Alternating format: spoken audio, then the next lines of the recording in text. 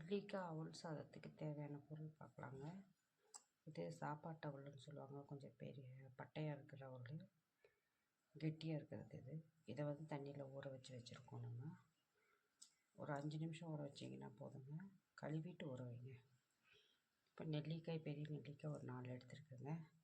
3 பச்சை மிளகாய், கொஞ்சம் சீரகம், கொத்தமல்லி தழை, கொஞ்சம் உப்பு, இதெல்லாம் அரைக்கிறதுக்குங்க.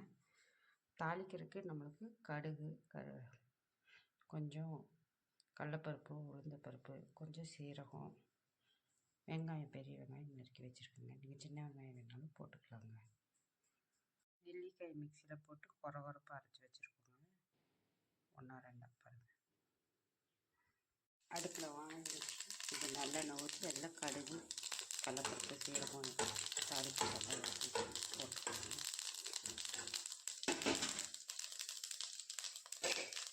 இது நறுக்கி வச்சுருக்க வெங்காயத்தை போட்டுக்கலாங்க.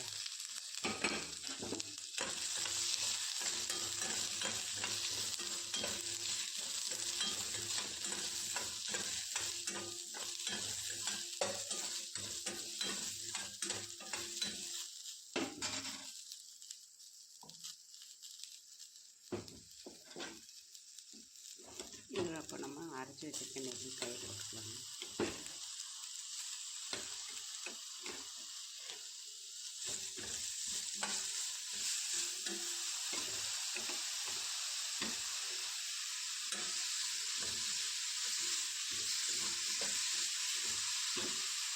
அரைச்சி வச்சுருக்க நெல்லிக்காயை போட்டோம்னா போட்டு ஒரு கலர் கரைஞ்சி போதும். இதில் நம்ம ஊற வச்சுருக்க அவலை போட்டுக்கலாங்க. சிவப்பு அவல் இருந்தாலும் நீங்கள் போடலாங்க.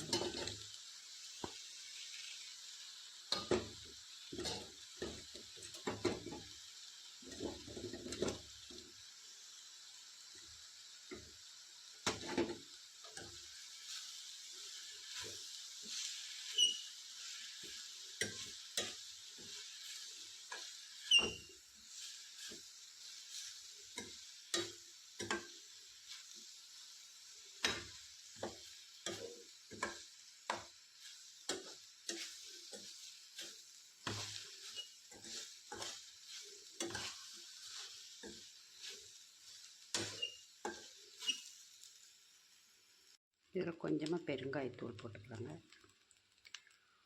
கிளறி விட்டு மூடி வச்சிடலாங்க. 1 நிமிஷம் மூடி வச்சாலே போதுங்க.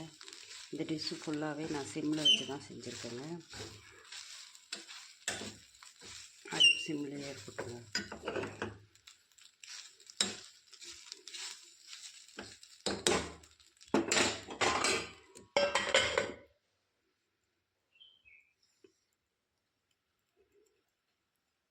ரெண்டு நிமிஷம் விட்டு அடுப்பு ஆஃப் பண்ணிடலாங்க.